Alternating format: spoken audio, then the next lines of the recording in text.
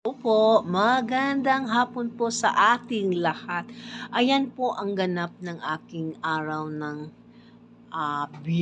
Biyernes kahapon, no? Kahapon. Dumating kami ng no, Hagna.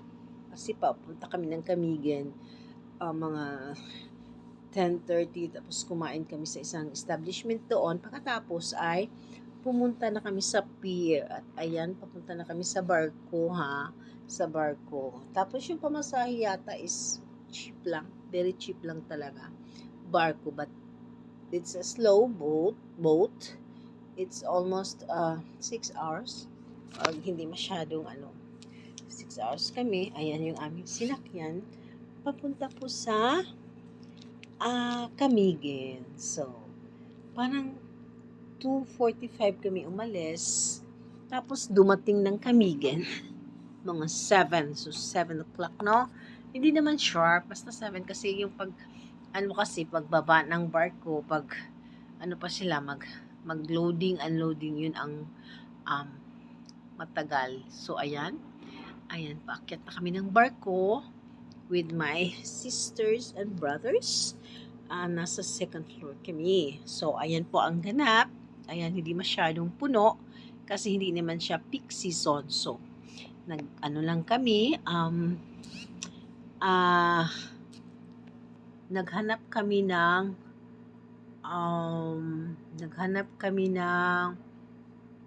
kung saan kami pupwesto kasi hindi naman masyadong puno. Doon ako sa baba kasi parang ang hirap talaga pag mag-akyat ka pa kasi matanda na talaga. So, yan po, yan. Naghanap ako ng maakyatan pero ayaw ko kasi parang napagod ako kaya doon na lang ako sa baba, no? Yan. So, while nasa barko kami, we'll just wait for the barko na aalis na. So, yan po.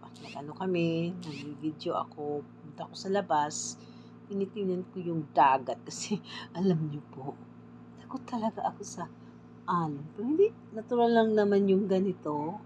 Yung ganitong alon po. Masyado naman siyang but it's okay kasi carry naman yung alon, no? Carry. Ang ganda talaga. Tingnan yung dagat. Parang masaya ka na mawala yung problema mo, talagang masaya. Kaya yan po ang aking, nang pumunta ako dito.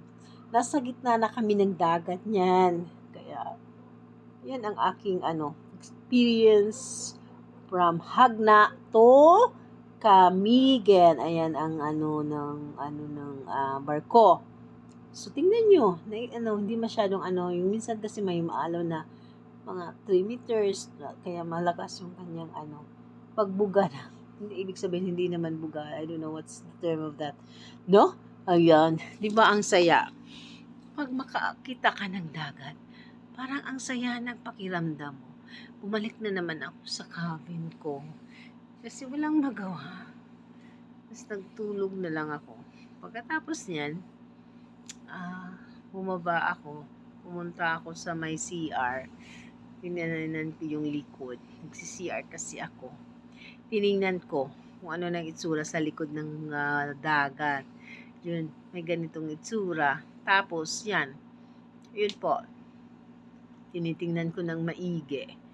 Ayan po, tingnan nyo. Ang lawak talaga ng ng dagat. Po.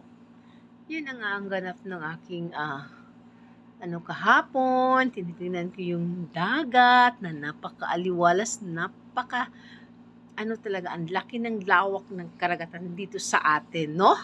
O, di ba ang saya? Kita mo pa yan yung taya ng barko. Di ba napansin niyo yung yung taya sa Tagalog? Hindi ko alam. Yung rust ba? Yung rust. So, yan po gabi na. Malapit na kami sa Camiguin. Yung island na yan na may ilaw, yan po ang Camiguin. Yan po ang Tres Marias. Nakita nyo pa po. Yan po ang Tres Marias ng Camiguin. So, ayan. Kahit mga 1 oras pa kami niyan kasi tinitingnan ko lang yung island ng island ng Camiguin. So, yan. Yan po Kasi paliko kasi itong barko. Kung straight lang, siguro mga ano siya, 5 hours lang. Eh, paliko siya. Kaya yun, hindi siya ditong banda. Ang Camiguin kasi is consist of 5 towns. So, isang island siya na 5 towns lang. Tapos, ang mura ng mga isda dito. Malula ka sa kamura. Ayan, bumalik na naman ako kasi tinitingnan ko naman yung mga kasamahan ko kung ano na, ready na kaming, paalis na kami. Dumating kami sa Camiguin, eto na, gabi na talaga, mga 7. So, what we did, tumawag na lang kami para magpaluto ng tinula, kinilaw, tsaka sinugba para pagdating sa aming chine-check-inan ay ready na yung pagkain. So, di ba po, may umulan pa medyo doon sa Camiguin. Umuulan siya. Kaya yon. So, ayan po ang aking ganap, no? Dito sa Camiguin. So, ayan. Hindi bihira lang yung mga pag ganito kasi sa buwan, ang dami pa. Ang daming tao. Pero dito sa kanila, isang barko lang kasi dumating. Kaya, iyan. O, di ba? Naglakad lang sila kasi malapit lang yung namin, tinitirahan namin dito. Naglakad yung mga lalaki. Yung kami ay may dalawang sasakyan na sumusundo. Yung mga bag namin nilalagay lang doon kasi malapit lang talaga yung aming tinicheck-inan. So, yan po. Salamat po.